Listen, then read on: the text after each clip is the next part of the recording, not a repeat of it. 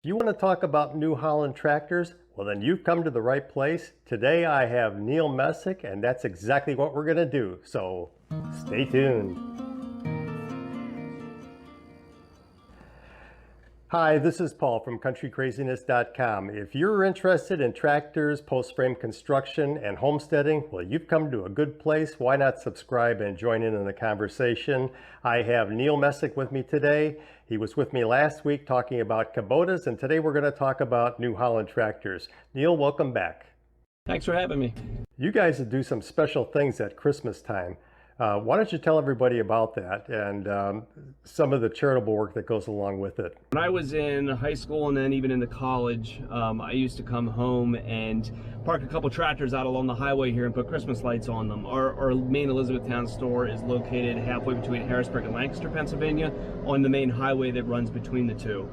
So I have always, for years and years, put lights on tractors out along the road. That eventually progressed into doing simple animation. So my background is in IT, and I did animation controllers and stuff to do things like bales coming out of the back of a hay baler.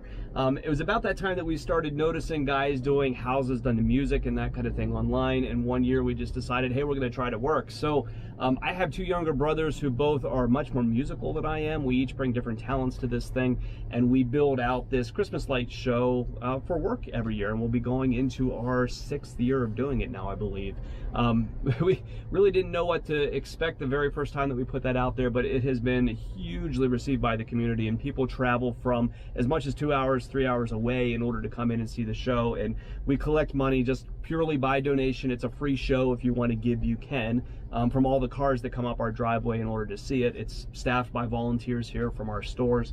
And we raise generally around $50,000 each year for local charities that we support. So it's become a really cool thing for our dealership. We started doing it just because we thought it was fun, but it's definitely become a meaningful thing as far as the charitable portion of it goes. And it's a ton of work. How do those companies that became part of New Holland, how's that all married together? So I am not a historian on the various tractor companies and the ways that they have all been merged and bought out over the years. New Holland, their corporate office is only about 35 minutes away from it, so it's a company that we represent well and are very connected with. They started as a hay tools company here locally, making hay balers, and some of the very first tieable, knottable hay balers is kind of their start to being in agriculture. They did come together with Ford that eventually, which brought tractors into the line, and then got married with Case underneath the CNH, Case New Holland umbrella.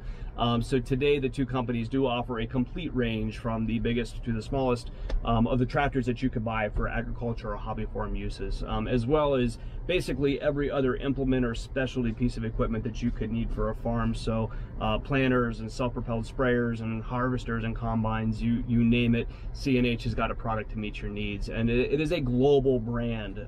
We know them well here in the United States, but it's a company with large presences in a number of other countries.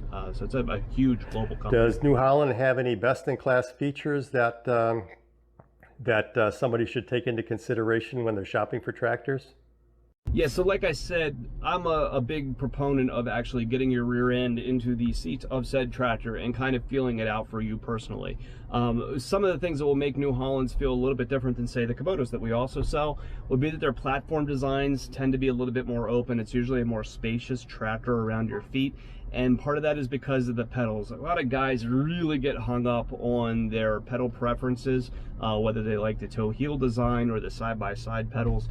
We would have both options to be able to give somebody here. So New Holland uses that side-by-side pedal design that a number of other companies use. The market's split about 50-50 which way, but it can be a really polarizing thing. So here we've got the opportunity to put you in the seat of both tractors, and you can drive them around and buy what's more comfortable for you. Not something that you're going to be able to sit down and, without having that experience of getting in the seat, really know what's going to work best. Another thing that's a little unique about New Holland's tractor designs, if you look at their loaders, you're going to see they use one long continuous sweeping loader boom. That's a design attribute that they've carried back in here for probably the better part of 15 years now.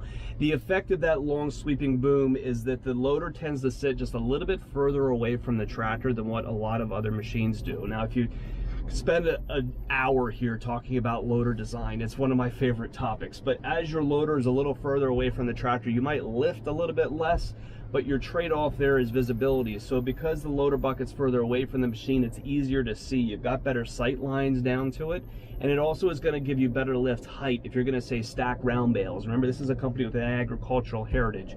You need that lift height for a lot of those ag type applications, and so that tends to be how New Holland biases their machines. It tends to be towards that kind of work. How about resale? How does a New Holland do on resale versus a Kubota? So as long as you're dealing with a mainline equipment company, a very recognizable brand in your area, resale between these companies generally tends to be pretty consistent from one brand to the next. That does tend to change if you go off into the names that guys don't recognize or have questionable support. That's when you'll start to see resale taking a stronger hit. I hear a lot that compact tractors that are of late model variety are in such high demand that there isn't a big difference in cost between a new one and a used one, especially if you take into consideration dealer incentives or things of that nature that might be going on at that particular time. What are your thoughts on that? Is there really that close a price, or is it something that you can shop for with a used tractor and find a good deal? So you've hit the nail on the head there. So it really depends on the buyer and whether a particular tractor is going to make sense for them or not. So if you are a finance buyer, you're not going to write a check for a piece of equipment. New machines are going to come along with manufacturer subsidized financing. So say 0-60 is a really popular one. Where if we go into the used equipment side, you're not going to have those subsidized bought down rates available. So generally you're going to pay 6 to 8% to finance a piece of used equipment. The market for used compact tractors is completely out of whack. There is way more demand than what there is supply for these machines, and so they tend to bring fairly strong values. So if you're going to say, you know, save 15-20% off of a brand new tractor, but you're going to go finance it at 6 or 8%, you're going to wash out all of your savings from buying the used one in interest costs, and it does not make sense oftentimes to finance that, you know, 150-hour, 3-4 year old tractor that a lot of guys would like to have.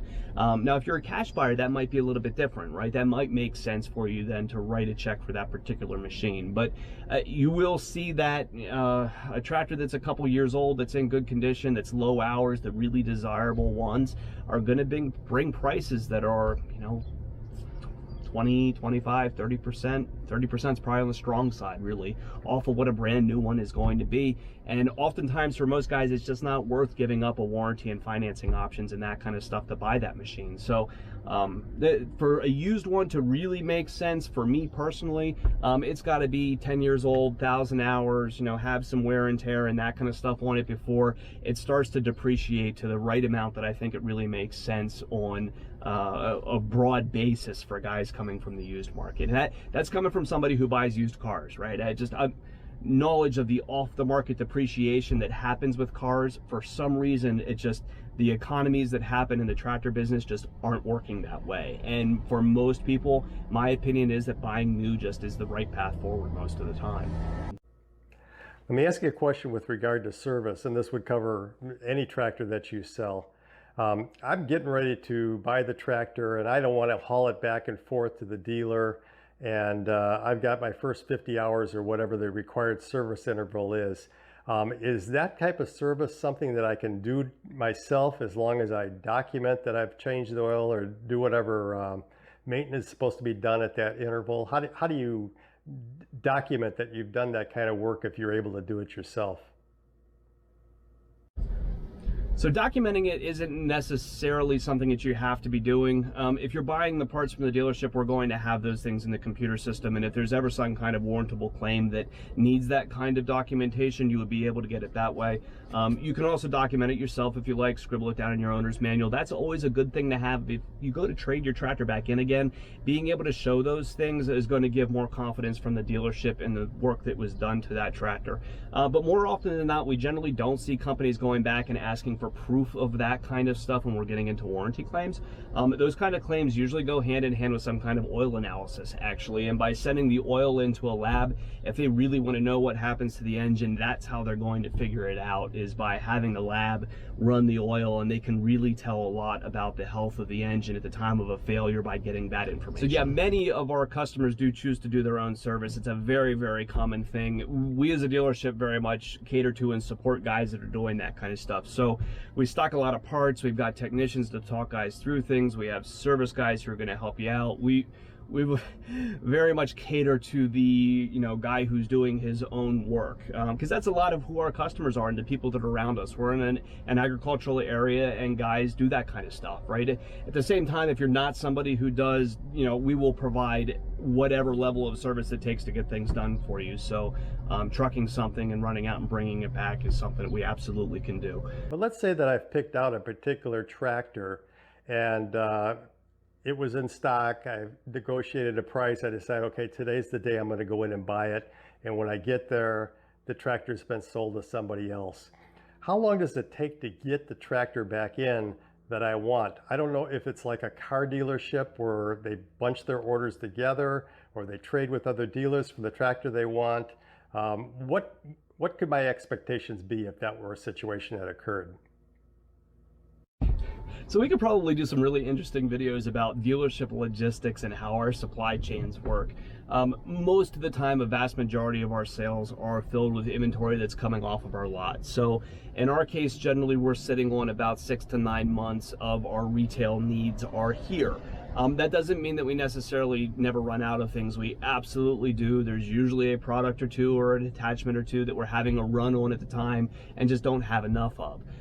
So that's going to fall back then to us getting things from the manufacturer. To get them at the best pricing available, they usually need to come in truckload quantities. A one-off shipment is always going to be a lot more expensive than getting things on in a truck, and the frequency of trucks is going to vary depending on the dealership that you're working with. So a large organization like us is going to receive trucks really frequently, so oftentimes we can get things added to those loads and brought in with a lot of extra expense.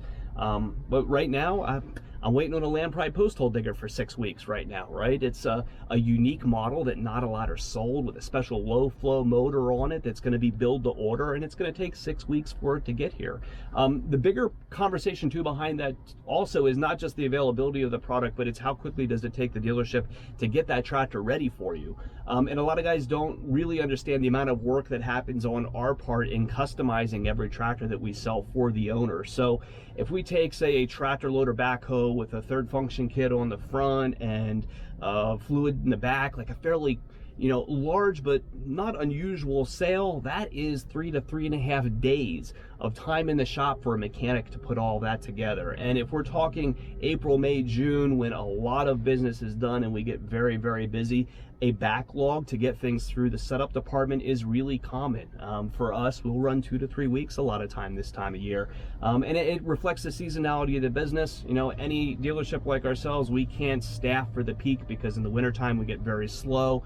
And so you have this kind of ebb and flow of business when things are backed up and when they're not. So yeah, there's supply availability side from the manufacturer, but also how busy the dealerships become when we are in season to meet that demand of getting somebody their new toy, right? Because guys take a long time to make this decision, but once they've made the choice of what they want it now. That's how we are, right?